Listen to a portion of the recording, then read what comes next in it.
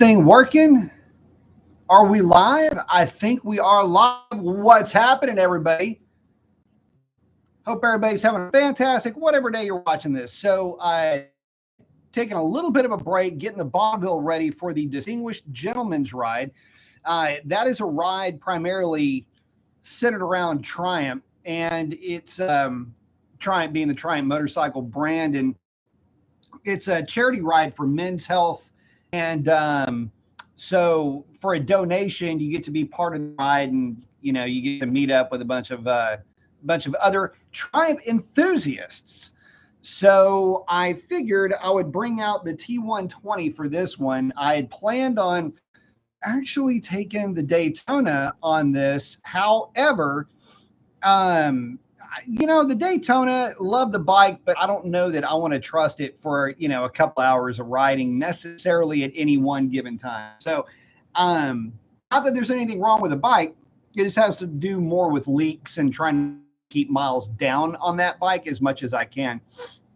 So there's that, just trying to clean the thing up, checking fluids, all that kind of good stuff, getting the bike ready. So, it's kind of funny if you ever get into anything with an engine, right? You tend to nitpick and freak out over the most minor things. And so that's what I'm in the middle of doing. But luckily the T120 is a pretty easy bike to live with. And as long as it's got gas, oil, and the coolant is topped off, you're good to go. Triumphs are kind of funny bikes. They, if the coolant reservoir is over about halfway up the mark, sometimes it'll vent a little bit of coolant once everything gets hot. So anyway, it's kind of funny. Everything vents and everything will slowly drop in coolant if it has a vented overflow tank. But this one's pretty funny how it'll freak you out if it's too high to begin with. But let me check with you guys. Behemoth is in. What is up, my man? Skid is in with the flex and the bald guy with the shades. I like it. Ryan is in. DM is in. Hello, B in chat. Ryan's asking, hey, tell us about the parallel inline engines. I need to hear more. Great question. So the parallel twins and Ryan, yeah, the CF Moto does have one. Very cool bike, by the way. Actually, CF Moto's got some killer stuff coming out in about the next couple of years. But parallel twin. So for a long time, motorcycle manufacturers had different parallel twin designs, and this is taking out any two-stroke designs. I want to primarily talk about four strokes here, because two strokes don't really fall into this part of the conversation, because two strokes use crankcase pressure to fill the cylinder, and four strokes rely on or hope to have no crankcase pressure. So completely different way of going about business. But for purposes of this, you have different types of firing order configurations. So for example, the old school firing order was to have both pistons working in unison, where every 360 degrees, bam, you'd have a piston fire, bam, you'd have piston fire, because you have a 720 degree four strokes, right? It takes two full cycles to get all four strokes. The downside to that is that you have to deal with all of the crankcase pressure and all of it being vented, basically, and it can create pumping losses. The upside, though, is that it's an incredibly smooth engine. So what do you do to mitigate crankcase and pumping losses? Well, it would kind of, because of the pumping issue, you would have to go through some pretty severe lengths to vent the crankcase. Not a big deal, but it can get a little bit messy if you don't do it right. So I'll just leave that there. Then you had what's known as a 180 degree firing order for a parallel twin. And that is, in essence, piston comes down, fires. This one comes up and fires. Exhaust, exhaust. fire, fire, exhaust, exhaust. Now, this is a good thing because if you notice down here would be your crankcase, you're just trading crankcase pressure. That aids the engine in running higher RPM. Another thing is it aids in traction. With motorcycles, traction is kind of a funny thing where oddball firing orders are developed to have as much dead space as you can in between firing intervals, and that will help aid in traction and throttle modulation for racing applications. But in any case, 180-degree firing order was also really popular. Now, getting into the 270-degree, this is kind of a weird thing because it's basically a firing order that is going to mimic a 45-degree L twin or a V twin, because you will have one cylinder will fire, the next one will fire 270 degrees after. So it's very close in a way to a true firing order where it's firing evenly. But the reason why you do the 270, it builds mid-range torque. You do mitigate your crankcase pressure somewhat, and it also allows for decent, actually it's mid and upper mid-range power, but it also aids in throttle response. And from there, that is the extent of any of the firing orders that you would see. A lot of the manufacturers really like the 270 because you get a lot of the benefits of a 180 firing order with RPM and with crankcase pressure modulation, but you also are able to capture some mid-range power and some bottom-end power that you would have had to give up without it on a traditional 360 degree. So, but yeah, the 270 degree crank thing is everybody's got it now because it works. I mean, that's what you want in your parallel twin.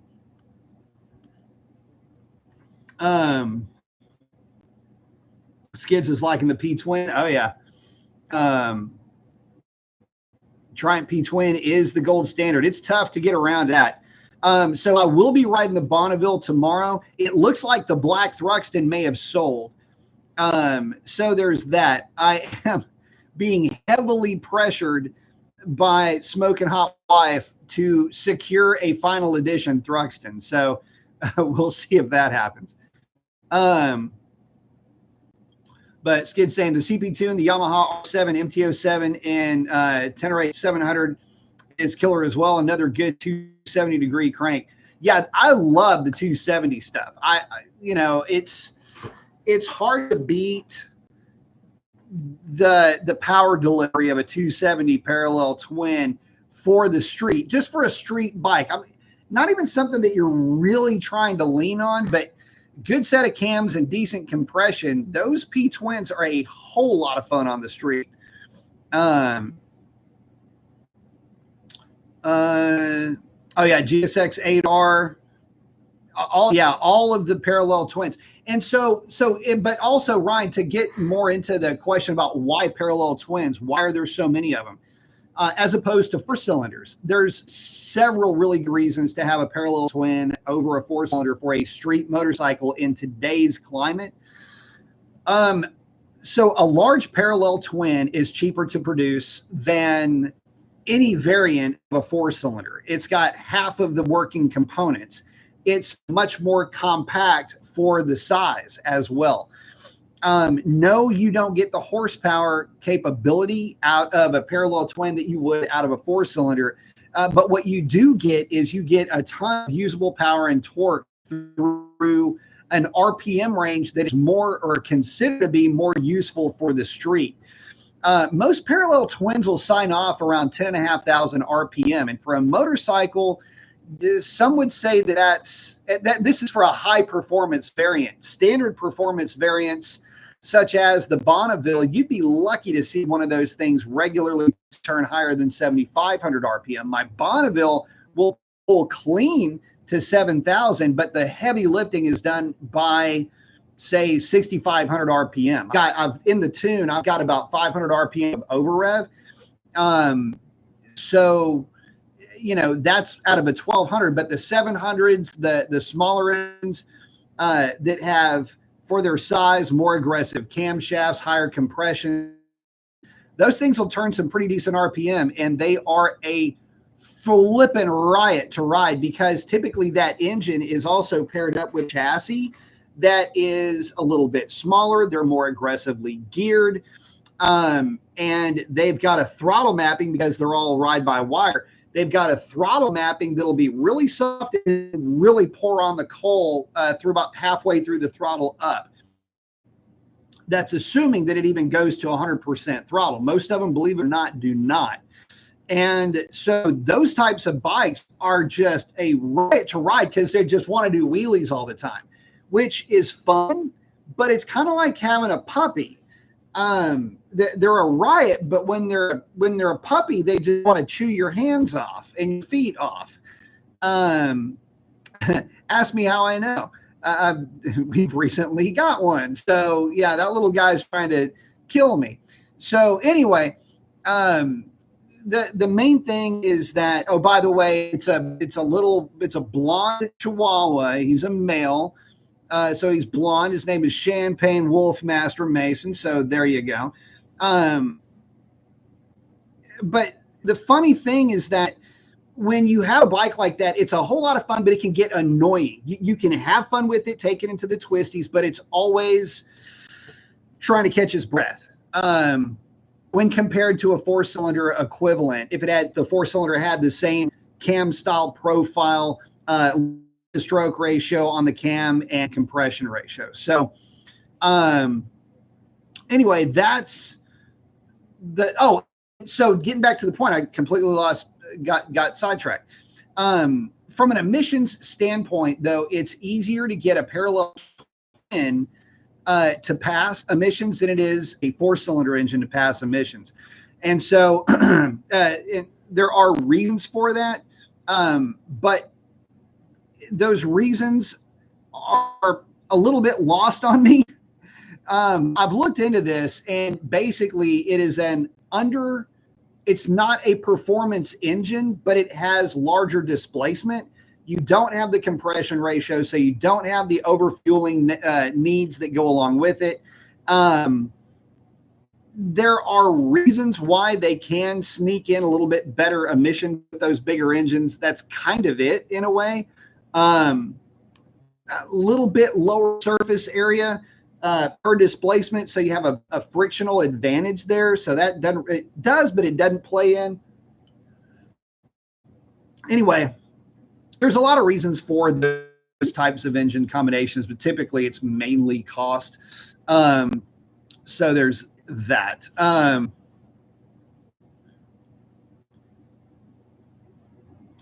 Sovereign Zen, what's up? Skids is liking the V-twin or the L-twin. Yep, love them. Absolutely love them. Skids hanging in with RMAC. I like it on that Scout. Like that.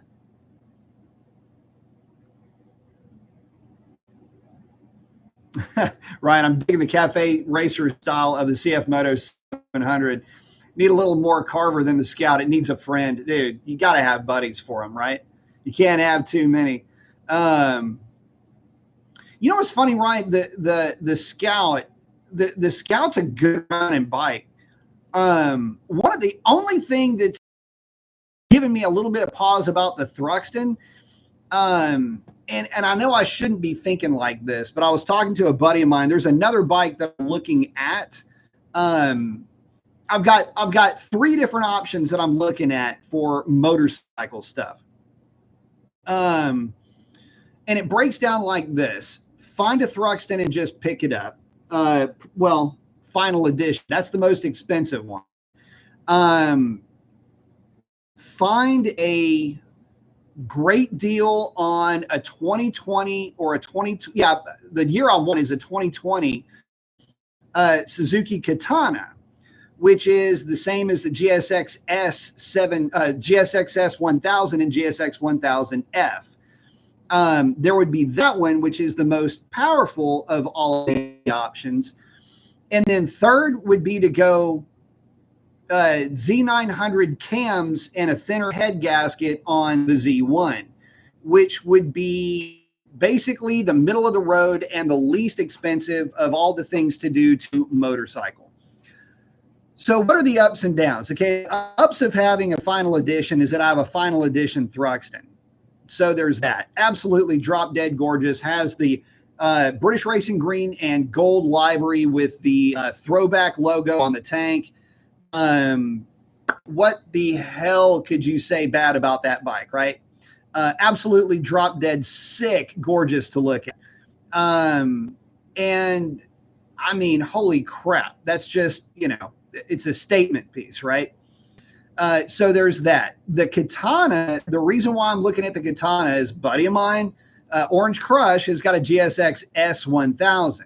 And the Z1, I can hang with him, but only in short bursts. Once the Cole, it's just as modified as my Z1, but it's making about, oh, hell, I don't know, about 30-something more horsepower than my bike. So everything is cool up until things get real serious and long sweepers and things like that, where it doesn't matter how much throttle I give my bike. I've been pinned going through sweepers and he is walking away from me. We can't have that. So that's why I like the idea of the Katana, because I can do a lot of work on the Katana. It's a K5 motor with a K5 chassis with some comfort bars and foot peg placement. Believe me, I can absolutely see myself on that bike with some modifications done to it. And it doesn't matter what kind of bike you're on, it's the rider that's on it. And I can assure you that there is nothing on the road that is going to realistically hang with a bike like that once I'm done with it. And one like his is set up on the street, unless you're talking about straight line hits. So there's that. The last option would be to put more power into the Z1. Now, how would you do that? Well, it would require a whole new reflash. It would require a which would accommodate Z900 cams and a shorter a thinner head gasket to bump up the compression. Now, that would be the least expensive of all of the options by about as freaking much as you could possibly imagine. I would pick up about 10, call it 10 horsepower across the board, and it would get it close to about 130 something horsepower to the rear wheels, which would put it right on par with a bone stock brand new GSX S1000. So at least I would be able to deal with that. But the only issue that I have there, though, is I'm up against a couple of nagging issues that I have with the Z1. One of them is the gearbox. The gearing is kind of a bit of a problem for me there. And the other is the suspension. If I were to get the Thruxton, I know what I'm getting. I'm not buying it really to go carving. Again, it's just more of a statement piece. It's like having a nice expensive watch. But to actually get out and do something on a motorcycle, you got to have solid suspension. You've got to have solid power that is at least in lockstep with the skill set of whoever is riding it. In other words, you don't want to have more power than the common sense of the guy riding the bike, but you want to at least have the power that's going to be competitive and relevant. But it's the suspension and everything else that goes along with it. I think throwing more power at the Z1 is it's not really going to require me to do more to it in terms of suspension, because I'm not really going to be hitting the suspension that much harder realistically. However, along with that, probably add a different spring to the back of that thing. So anyway, there's a lot to consider. But you know, a great set of tires and some premium gasoline, and that's really all I need for the Z1 to make me happy. So I don't really know that I want to fool around with messing with that bike. I don't know. We'll see. We'll see. Never know. It seems like there's always room for one there, right?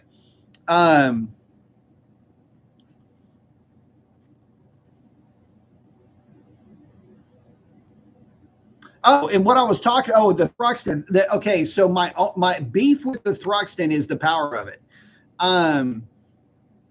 So I am just barely okay with the power the Z1 makes now. I would be very fine with the power that the Katana makes once I'm done with it. Indefinitely. Like you know, we're talking legit 150 plus to the rear wheel. But for the Thruxton, I mean, the only problem that I have with the Thruxton and bikes like the Thruxton is they're phenomenal, provided that you don't run across a Scout, provided that you don't run across a one of the new Sportsters. They're great in a vacuum, but by comparison, they'll get their shit pushed in by one of those other bikes. Now, it's not that kind of bike, right? I mean, that's not really why you're buying a motorcycle like that. But for me, the Thruxton at that price, man, you got to have a little bit more power, dude. I mean, you just got to, right? But they are so sweet to ride and so buttery smooth and just so freaking pretty that I almost give them a pass. Plus, it's 1200 cc's. And if it ain't got the horsepower, baby, she's got some torque, and that's for damn sure. So there is that. Let's see. Skid's hanging out with Ryan. Let's see.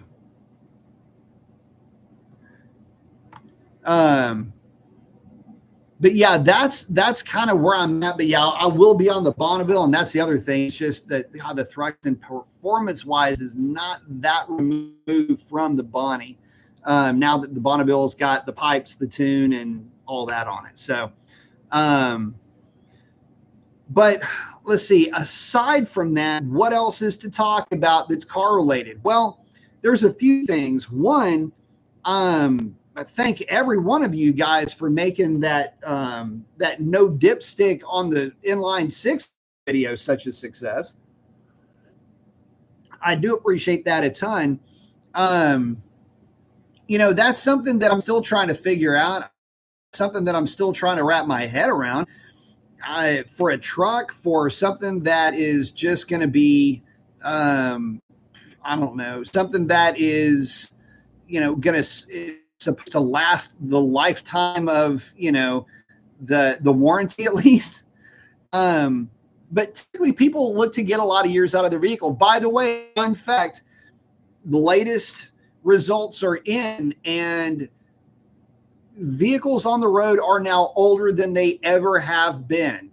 As an average, 12.5 years, give or take, is the average age of a vehicle on the road today. Now, that's a testament to some things. That's a testament to quality of the products, build quality, longevity, metallurgy, all of that stuff. But here's the thing. Sensors still fail.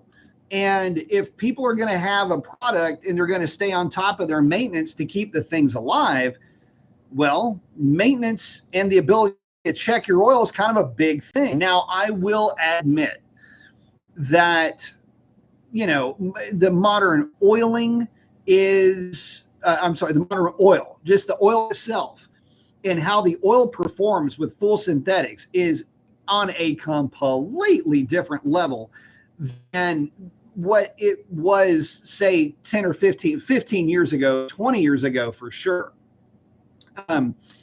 Where cars just, you know, you had to change the oil more often because the ad pack wasn't as good or what have you. So, you know, I'm having a difficult time, you know, really thinking that it's a good thing to have an engine with no dipstick that's going to be expected to live, if not the average. So it's released this year. This year, cars and trucks are 12 years old and then some. So if you're going to have a vehicle that's that old or is expected to last that long, damn straight, you better hope that that sensor lasts that long. Because I don't know about you, but man, it's an oil sensing sensor, right? Like it's an oil level sensor. I'm willing to bet that's in the oil pan. how hard is that thing to swap out? Like, is it super easy? Like it's just in the side of the oil pan and you go boop, pull it out, put it in, and it's nothing? Or is it a nightmare to install and replace or whatever? That's the only thing that I'm not sure of. I don't know. Oh, there's another video about the oil filter on those that it's apparently it's a complete train wreck to get to, or at least it's harder to get to. I don't even know if you can get a filter socket underneath it.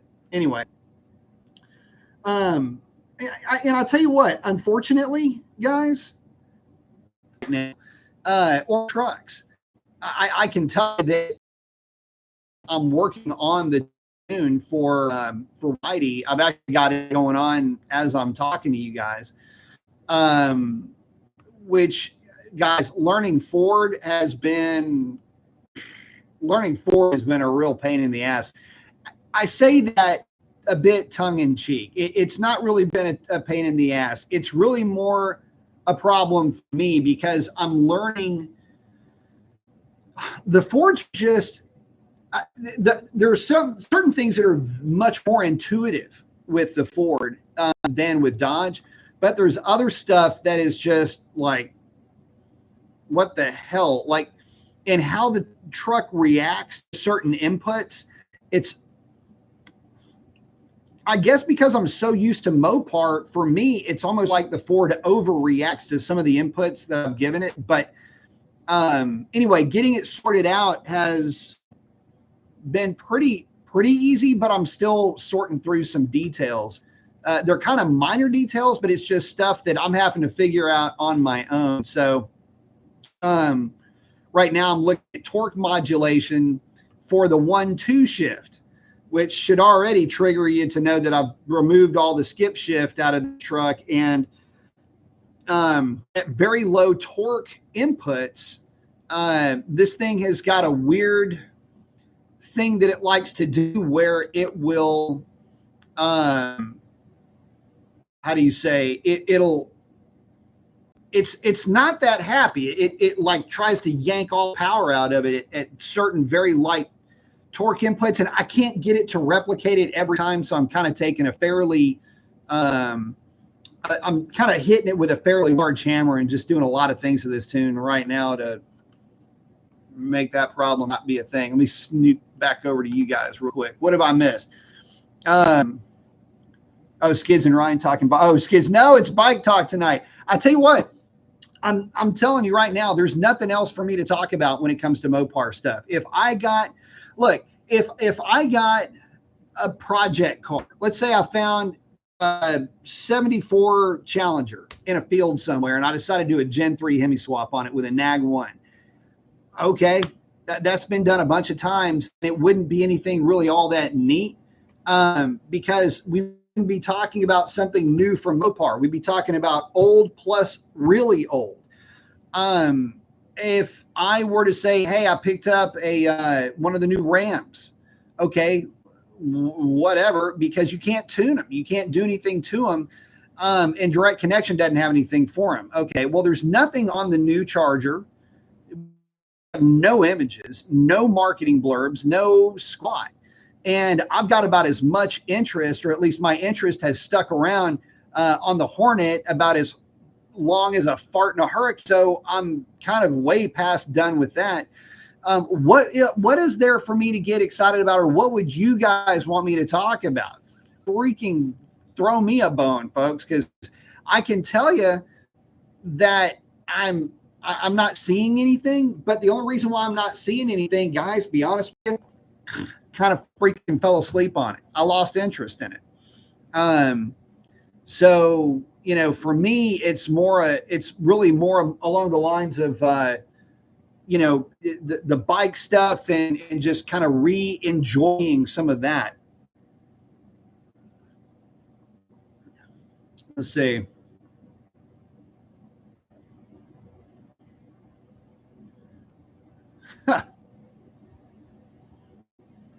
Right, just drill holes, high low, tap it like an old manual transmission on the Hurricane.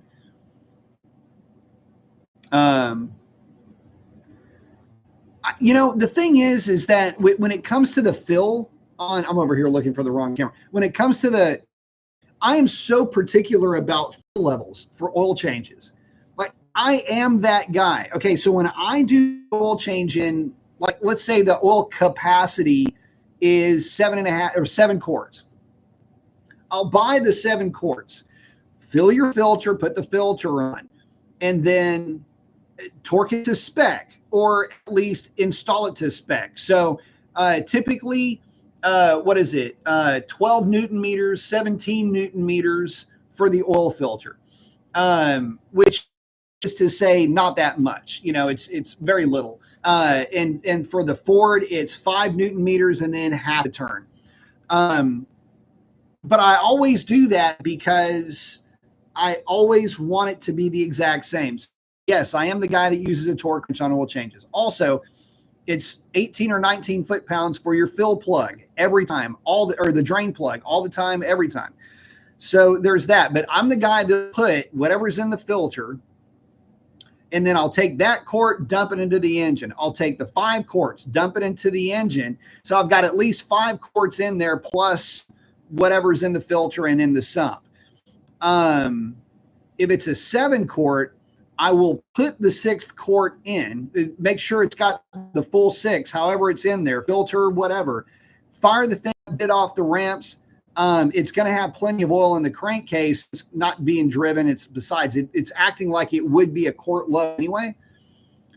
Let the oil get temp, shut it off, and then I'll check where that oil is on the dipstick after it sits for like 10 or 15 minutes. And then I will slowly start adding oil to it until I get it right on that top mark on the fill line on the dipstick. Is it overkill? Yeah, it's overkill. But I mean, look, if something's worth killing, it's worth overkilling. And that's why that's the way I've got to do it. If I don't do it, my OCD will not allow, it will just absolutely fixate on the fact that I didn't do it that way.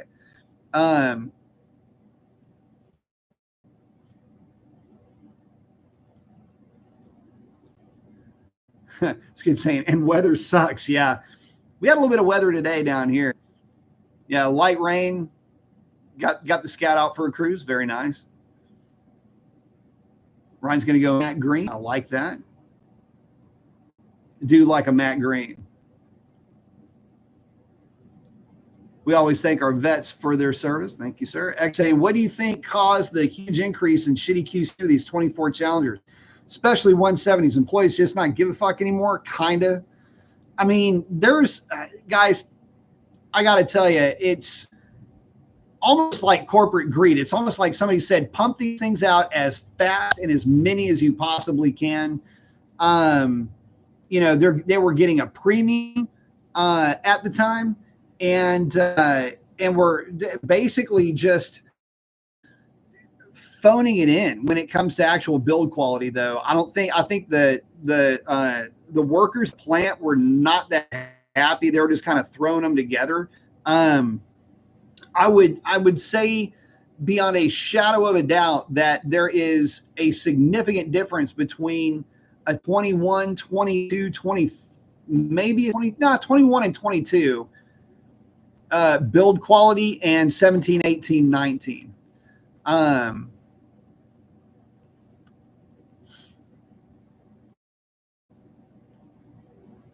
I love the green, not sure why. COVID parts finally on the cars. Yeah, probably. Summer said, what do you think about that De Tomaso Pantera? I've always loved them. They have Gaytrack 5-speeds, which is one of the reasons why I was almost able to buy one about 15 years ago. The guy fragged the trans. What have you got your hands on one of those babies? So they all came with 351 Cleveland engines and speed, which is to say it's really a transaxle. The guy that had the one that I was going to buy was baby blue, and it was a 70. So it was, it didn't have the big bumpers or anything like that. It was the real pretty version of that car. Later on, you had the GTS or GT5. Anyway, that's the one that I always wanted. That's the one with the big fender flares and the fin and all of that. But They were significantly heavier than the earlier cars, with no real advantage in power. They just looked really cool. But there was actually two, because I was in the market for one. But the baby blue one had a bad transmission. The guy was real upfront about it. I could have bought that car for a song, but decided against it, which I was a moron for doing that. That was a gorgeous, I mean, love you blue, baby blue Pantera. The other one was red. The problem with the red car is that it had a cooked 351. That engine, I don't know what happened to it. It sounded like it was running on 5 cylinders. So I ended up passing on that car, and it was a little bit rough too. And to add to that, it was rough. Let me think about this for a minute. It was rough. What else was wrong with that thing? The interior was kind of bombed out a little bit on it too. That car I could have picked it up cheap. I think there was something to do with the subframe on it. That one happened. Anyway, I was big into Panteras for a hot minute. Matter of fact, that Viper right there, had that Viper not materialized, there was a GT. No, it wasn't. There was a GTS that had come up for sale, and there was another red Pantera that came up for sale. And had that Viper not popped up, I would have probably picked up one of those two. One thing I didn't like about the GTS, GTS, was it was white. I wanted a black one.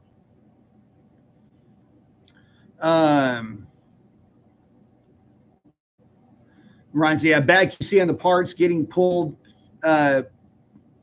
Yeah, exactly. Workers getting ready to strike. Oh yeah, Sovereign. Yeah, I had a lot of fun. There was a point in time where a lot of those cars were cheap. So Sovereign, get a load of this, man. A lot of the cars at that point in time in the early 2000s, you could pick up, there were cars that were in like what I would call right now the Mark III zone. What I mean by that is Lincoln Mark IIIs. I love Lincoln Mark IIIs, but I probably will never own one. They're two-door, just this butch-looking car, huge, high compression 462. They're fast. They're about 5,500 pounds, though. But so they're big, they're classy, they're all this other stuff, but they sell for next to nothing.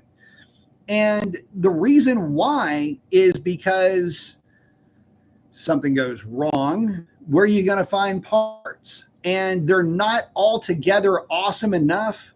Anyway, there was a lot of different cars that were finding themselves in that zone. They had bottomed out completely and hadn't started to really start to gain altitude.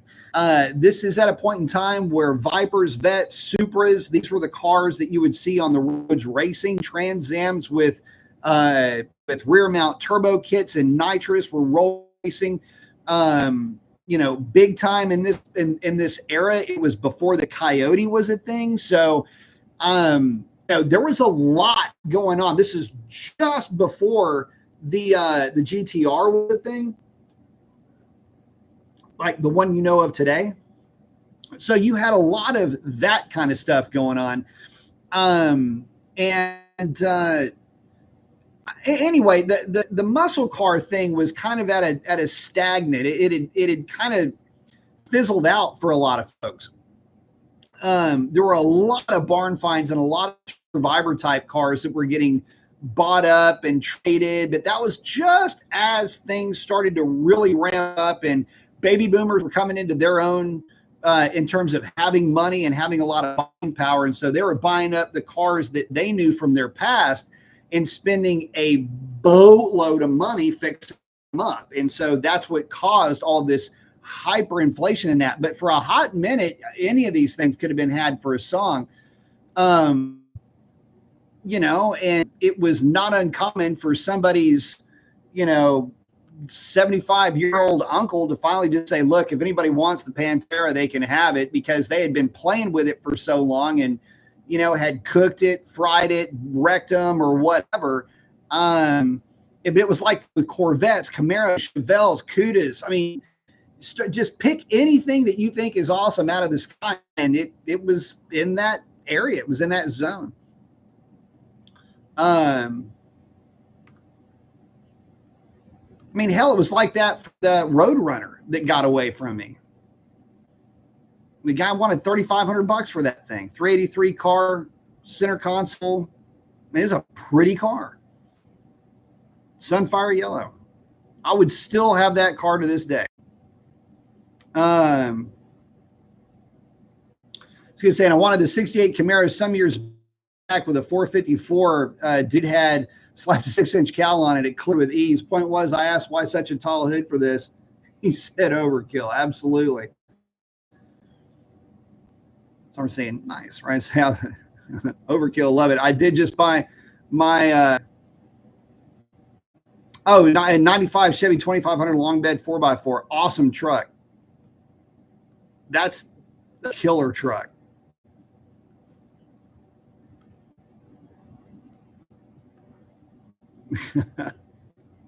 Ryan, freaking phone. I know it.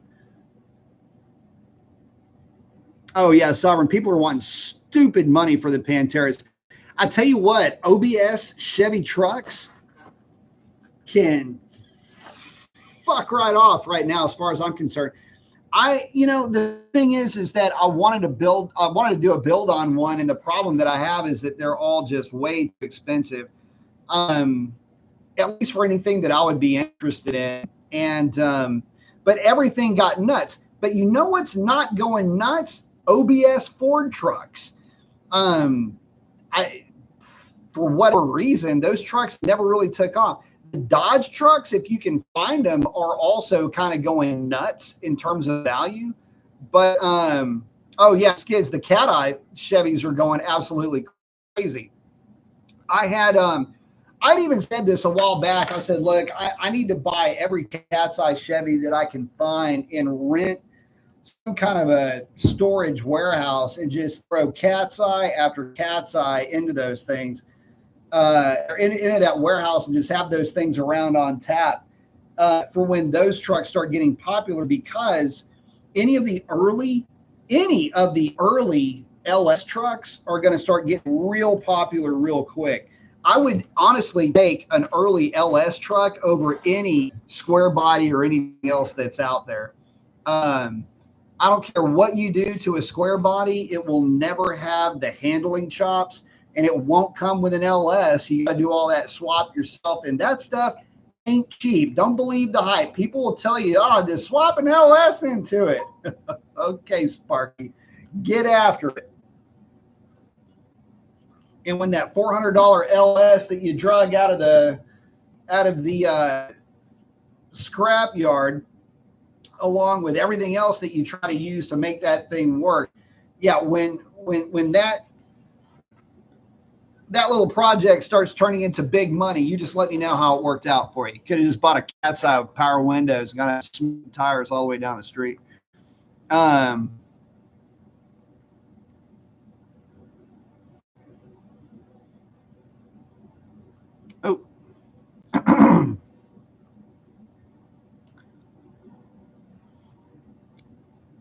Uncle let it go for a couple of grand. Yeah, those are, I mean, like I say, 95 Chevy 2500 is a killer truck.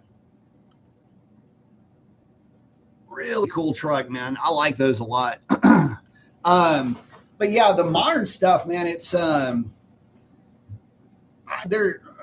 it's just so much better. But hey, you know what? Those trucks do have dipsticks. And I will say this, for every one of these newer vehicles that are coming out, I don't want to sound like the old guy at the bar, but I can't wrap my head around it. I really can't. I get it. The proof is in the eating of the pudding, and I understand all that.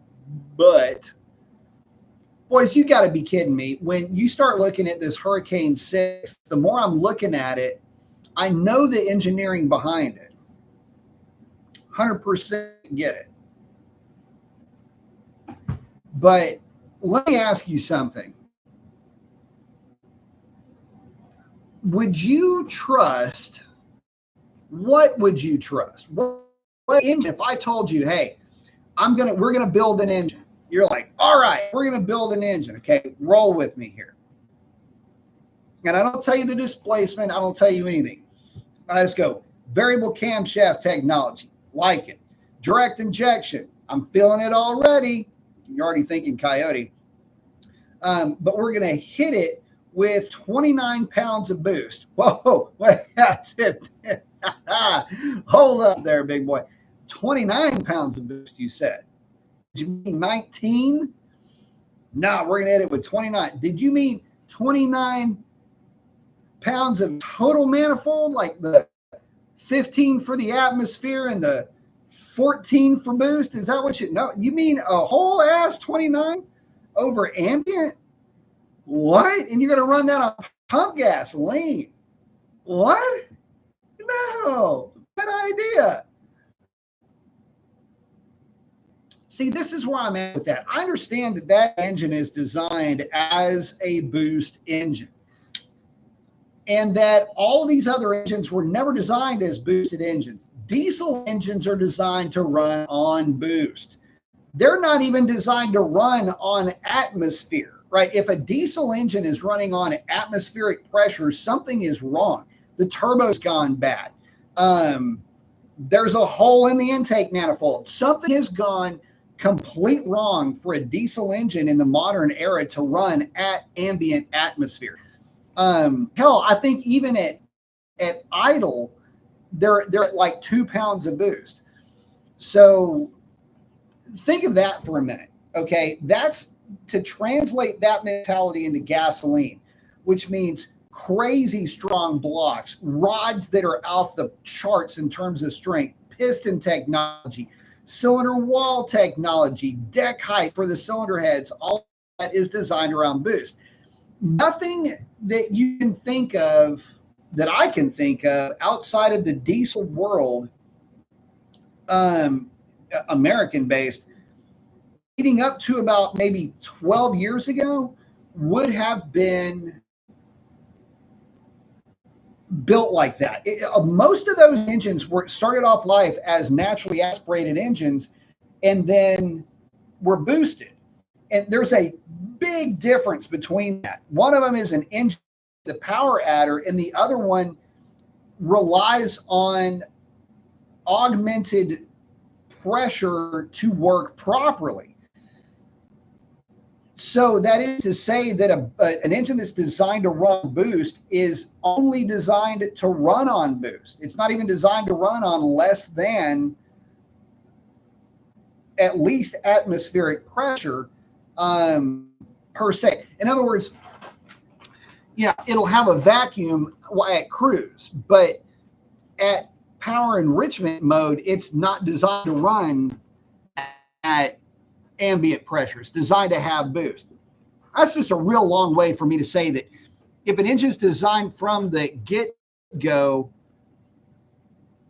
to deal with those kind of pressures, then yeah, that's what you want to roll with, because you know, it's not like you're putting 29 pounds of boost on a Coyote engine or on a Hemi.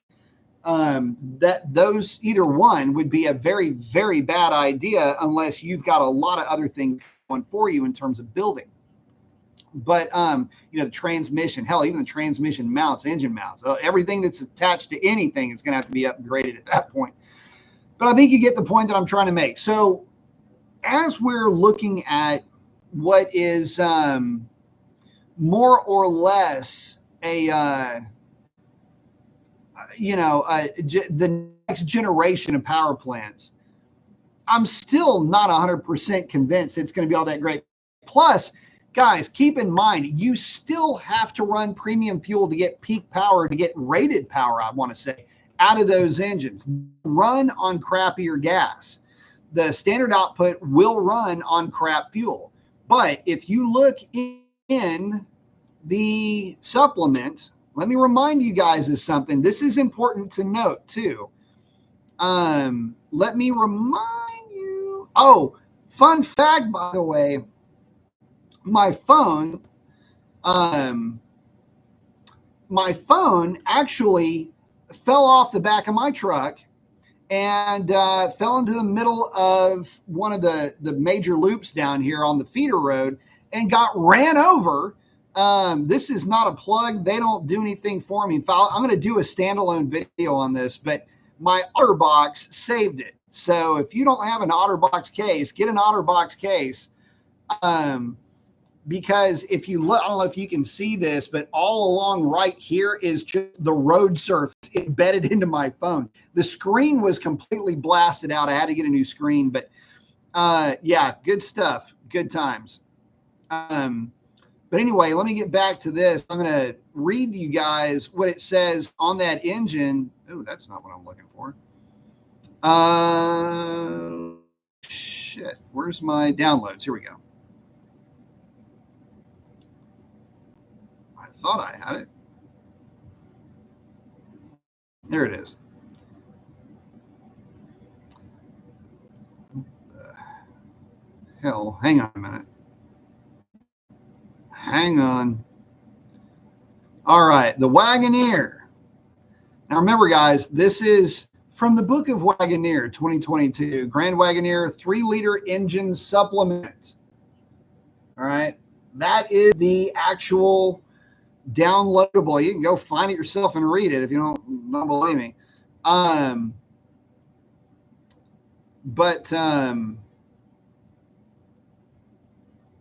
Okay, here we go. Fuel requirements. Let me pull this up. Fuel requirements. 3-liter engine, period. Doesn't tell you which one. It's just all of them. There you go. Fuel requirement, 3-liter engine, 91 octane. And I shall read to you, class. This engine is designed to meet all emission regulations, provide optimal fuel economy and performance when using high-quality unleaded premium gasoline. Having a posted octane number of 91, as specified by the R plus M divided by 2 method, the use of 91 or higher octane premium gasoline is required in this engine. That's talking about the HO. Nice. I like that. So what exactly does that mean? Well, it means that you're not going to get decent performance out of that engine at all trying to run it on 87 octane. It's going to run like shit. And the problem that you're going to run into with that is, well, it's direct injection. And it is, I mean, is this fuel, is this hook up the way that other direct injection engines do? Starting the engine, turbocharger cool down. I forgot to mention this one in the other one too. Turbocharger cool down. Remember we were talking about this thing having that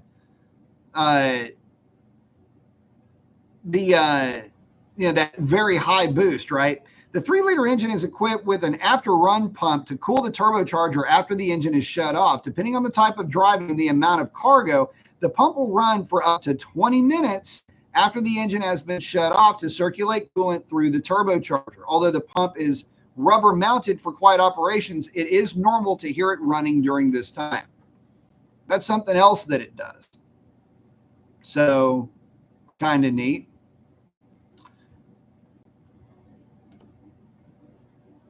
So this is kind of weird, and I don't understand this. Scheduled servicing. This is turned into 3-liter chat, but for the 3-liter engines, it's engines. Okay, this is what I want you to see. This is a 3-liter. And again, when I said 91 octane for all of them, look, read this. For 3-liter engines, plural. Okay, under no circumstance do oil intervals exceed 15,000 miles. Okay, but 3-liter engines.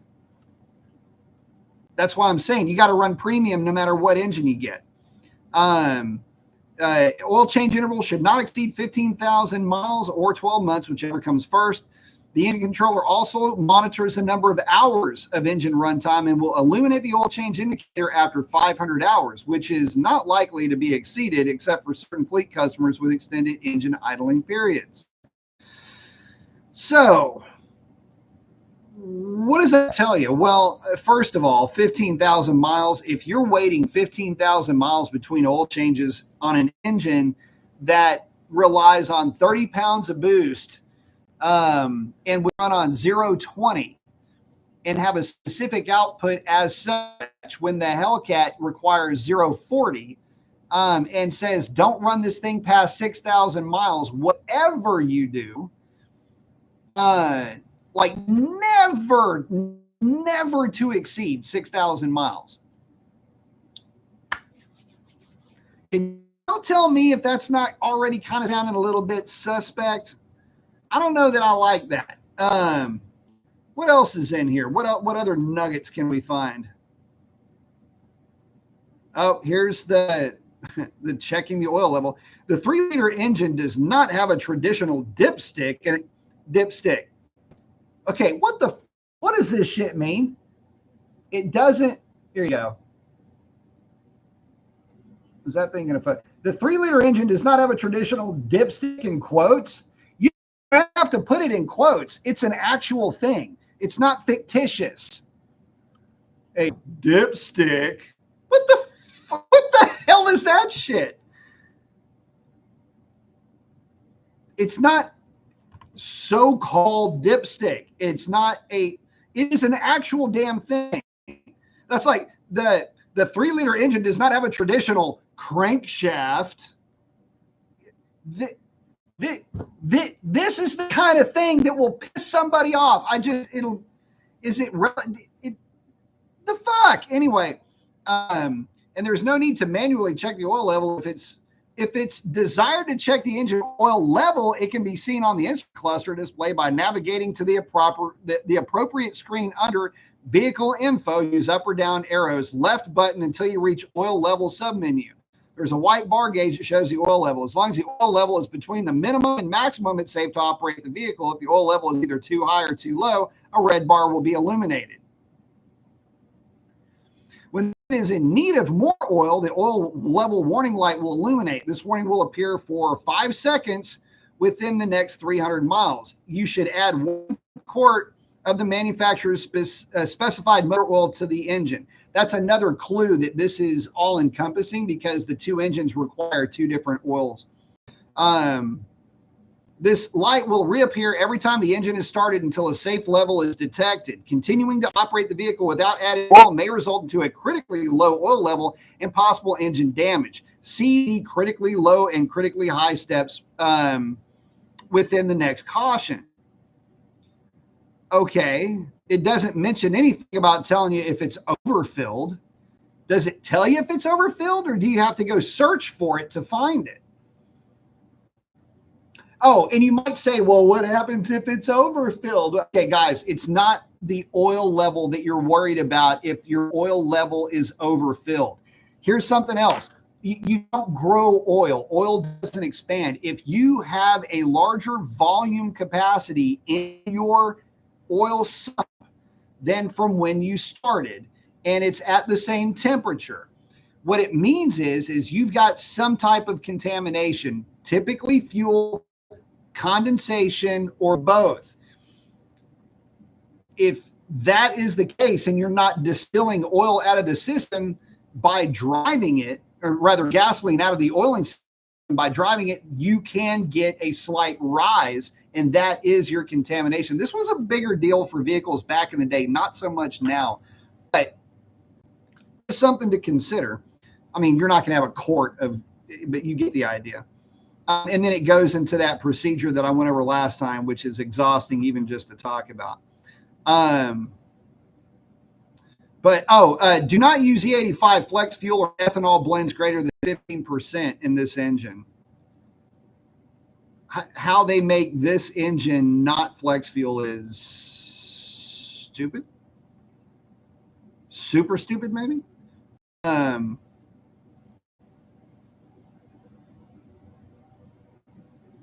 But anyway, there's your supplement. And more chit chat about that. I don't know, man. The more I look into it, the more I just kind of think, man, I don't have a girl working that corner, so I can't really get upset, get downset, get whatever about it. But what I do have to look at is, I don't know, just the headaches that could potentially come with that way down the line.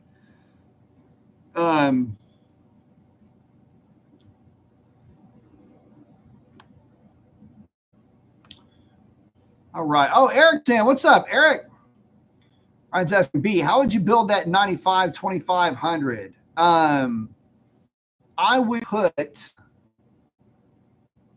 you know what? Make sure it's mechanically sound. That's the most important thing. Make sure that it's mechanically sound throughout. I would probably do a, I don't know, do a 3-inch, do a 3 or a 4-inch lift, throw some 35s on it with some American racing wheels, re-gear it with a set of maybe 410s if it doesn't have them in it already. And that would be about it. I would do a fairly mild build on it. Wouldn't go too crazy with it. Rusty's saying, just started yesterday to get my 318 running in my Challenger. Very cool. Bought a Challenger with a full drivetrain and title for $250. My God, she is rusty. Man, I tell you what, there was a point in my life where I would have just been, oh, you need to have it pristine. And now I'm like, dude, if it just runs and has a good vibe to it, man, that's all that matters. As long as it's safe to run.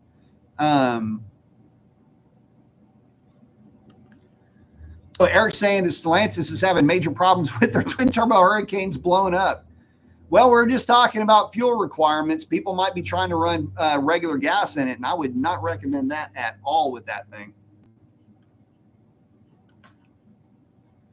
X is saying, check again on the Toyota engines. Yep, Toyota is having hell. There's actually a recall with the Toyota. So let's chat about that for a minute. So the issue with the Toyota engines, if I understand correctly, is bad castings. And that is a bit of a problem. And it's a casting flash left in the blocks. QC is now too new. Oh, there it is. Yep, new recall. Should have read the last one on the Tundras and LX600s. Glad I got my GX4 V8. Absolutely awesome ride. Are you saying going good? X asking, do you think we'll ever have to go back to days where having a fun car was more favorable to a car that has as much power as it's stupid? We need to already be back there, guys. I'm telling you, I am so done with the faster it is, the better it is. I'm not there anymore at all. In fact, I'm not going to say the opposite, but it has to be like, it's got to be height weight proportional, right? If you're going to compare it to a tick, the whole plan on this is it needs to be healthy.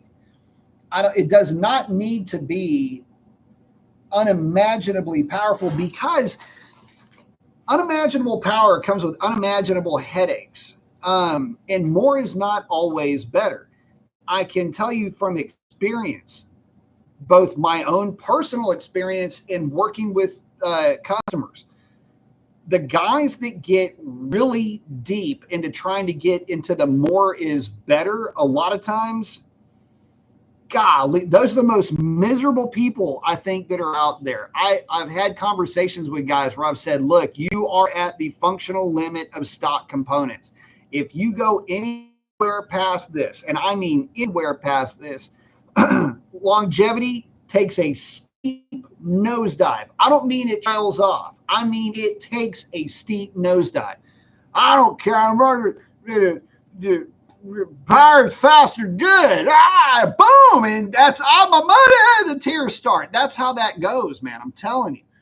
And so, you got these guys that have got their entire worlds invested in their cars, and I get it. I've been there. But the fact is that you've got to have a certain understanding of what it is that you've got. You've got to have a mission. You've got to have a plan of attack. You've got, you know how that goes, right? but you do have a mission. What's the mission statement of the vehicle? What's the plan of attack? What's the budget? What is the not to exceed number? Whether that's power, money, whatever the deal is. Because once you exceed that, you are now less than happy with the result. You can say, oh, we got a lot more power. Yeah, but power is a fleeting thing, and you can't do anything with that power if you frag something downstream from it. Or you get a funky tank of gas, funky tank of 85, which happens to happen all the flipping time. And you've got this thing tuned right on the fine line. I want all the sauce. And then you give them all the sauce and then put some crap gas in it, and the thing blows up, and they want to come blame the tuner. Like, bro, there's no way. And this happens to happen a lot too. You can have two cars right next to each other. This car makes 1,000 horsepower to the rear wheels on a dyno jet. This car makes 1,000 horsepower to the rear wheels on a dyno jet. They run identical numbers. They have identical 60 to 130s. They've got everything is the same. They're 1,000 horsepower. So they're not a lot of power, which is a stupid thing for me to even say and for you to hear. But 1,000 horsepower in today's vernacular, when we're talking about a dyno jet number, it's not a lot of power. It's a lot of power, okay? Don't get it all wrapped around. But there is way more on the table. You're looking at least 20% more to even be considered to be in the hunt, right? And it used to be that a 750 horsepower car at 2K was competitive. Now the 750 horsepower vehicle is the tow rig that's dragging your at minimum 14 to 1,600 horsepower lightweight car, right? So, anyway, where I'm going with this is this car blows up. This car has hundreds of passes underneath its belt over years of use. What's the difference? How you drive the car, how you maintain the car, everything that has to do with nitpicking and going, all of that. This car goes hundreds and hundreds of passes and has no issues, has got three-way pulls and no problems whatsoever. This other one doesn't survive 6 months. But it's the tuner's fault, right? But that happens. And that's why I tell guys, look, there is a limit. Everything has a limit. And when you hit that limit, or when you've reached the end of your mission, you're done. There's no side quest that's needed for these things. There's nothing romantic about it at that point. You had a mission, you accomplished the mission, you go home. You don't need to look for targets of opportunity when you're trying to put together a vehicle that you're spending all this money and all this time on, only to have it get worse. And that's really what happens. So what I'm trying to steer guys into is, like, these are the limits of the stock components. Stay within those limits. Stay in that part of the swimming pool, and you'll be in great shape, and you'll be happy, and you'll have fun. Are you going to lose races? Yeah, you're going to lose races. But losing is part of if you're being competitive. Everybody loses. Shit, there's guys that win championships and only have the championship because they attended the most races and accrued the most points. There's guys that win championships that never win a race, or win very, very few races, but are podium or near podium all year long. Those guys lose every time they hit the track, and yet they still come out on top. So there's never a solid understanding of what does winning even. You can win without having even won once in terms of outright wins anyway. So, but if you're talking about street racing and all of that, yeah, there's always something that's faster. But if you're worried about the knucklehead in the next lane, man, you need to just flip your visor down. That's the person you need to be worrying about. I don't know how the hell I ended up on that.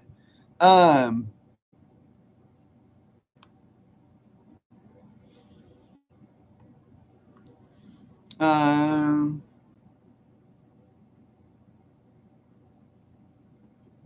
X saying, hold up, you can't use the 85 in the Hurricane? Instant fail for sure.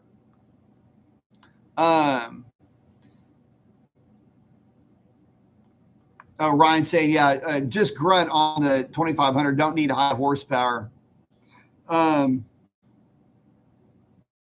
the 3-inch high country, that'll look good on that truck. Oh, Rusty, that's why I bought a 318 Challenger. I didn't need a 700 horsepower car to have fun. It's still a good looking car, and it's my dream car. I thought I was never going to own one. That's even better. And no, you can build a hell of a lot of power out of the little 318. Don't let anybody tell you otherwise. W2 with a RPM air gap. W2 heads RPM air gap with insert whatever cam you like. Yeah, you'll be fine. So yeah, boosting the car is, yeah, it's overcooking a computer. It's all of that. I mean, it's but it happens. And then the problem is that people try to build, they want a race car for the street, but then want to get to the track and say, oh, it's a street car. No. See what I mean? It's like you have a built-in excuse either way you go. And that's one of my complaints, by the way, with the Demon 170 and with the Demon a little bit, the OG Demon, but with the 170, it's just every problem that I had with the OG Demon is just amplified with the Demon 170. The Demon 170 is technically a superior car to the OG Demon. It's just that there's some frustrating things about that car that just drive me nuts. And part of it is that nobody has realistically run in as delivered form an 8-second quarter mile time in that car. It's a 930, 940 car, man. That's what it is. And there's nothing wrong with that. That's a freaking pretty fast car. And it takes a lot, by the way, to get a Mustang to run those kind of numbers consistently. I don't care what anybody tells you. To keep it a street car that you just kind of play with at the track every once in a while, it takes a hot lot to get to that number and do it consecutively and consistently and durably over time. Nobody factors in building the transmission, axles, drive shafts, and all other stuff you got to do to a Mustang to get to that level. But yeah, you get the idea, I think. Yeah, it's you'd almost rather it. Oh, I hate the whole street car versus race car thing. And y'all have heard me say this before a lot, but the Demon 170 is just a really slow race car, but it's built like a freaking tank, and that's a really good thing.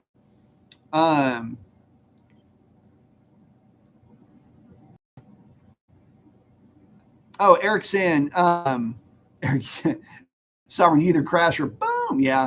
Eric saying, Sovereign, friend of mine had his new 2025 Ram pickup truck and his twin turbo Hurricane 6-cylinder engine and lost all oil pressure and started to knock. Found that his crankshaft snapped in half. What?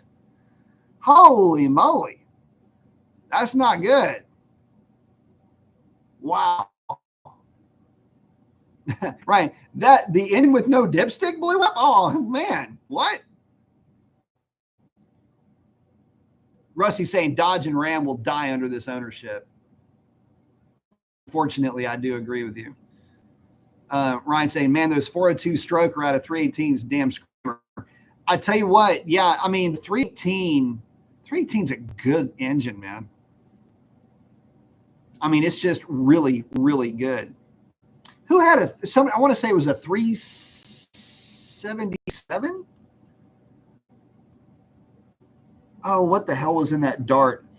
Somebody at 68 Dart GT with a stroke 318. I can't remember everything that was done to it, but it was a single plane car and it was about 11 and a quarter to 1.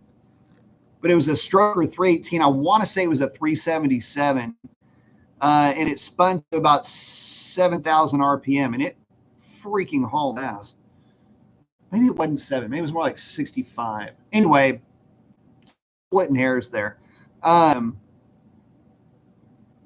Ray saying, yep, I'm building her with my 4-year-old son. It helps to have a degree in automotive technology and was a diesel tech when I was in the Army. Very cool. Yeah, that'll be a fun build. Some are saying, just give me some NA power. I'll be happy with the big old 6.4 for sure. Skids, thank you for a great live. Y'all have a good night. Skids, you do the same. And I just noticed we're over an hour. Boys, I got to wrap this up because I have got to finish getting that Bonneville ready for the Distinguished Gentleman's Ride. So Distinguished Gentleman's Ride is a ride put on. It's Triumph Motorcycles kind of sponsors it somewhat, but it's a ride that benefits men's health conditions, both mental and physical, PTSD for guys, just in general, reminding guys, look, if you need help, ask for it. If you got problems, there's other guys that, you can share that with. They can coach you through it. Guys have been through what you're going through. Get with that. Get with those support groups. They can work you through the ins and outs, how they were able to navigate those issues, again, whether it's physical or mental, and share with you their story on how they're striving. If you're going through something, there are means to get it fixed. You're not on an island. You got a team of folks that'll take care of you, make sure that you get where you need to be. They were you too once, and now they're out there to help. That's part of how this thing goes together. So that's why I always say, guys, get out there and do something cool for somebody, because chances are they're going through something and they need you. And this is a way for me to help and get back a little bit. So, but with that, guys, I got to wrap it up, get that bike ready. So as always, get out there and do something cool for somebody. Chances are they need way more than you know. And with that, that is a wrap. Y'all have a great one. Thanks.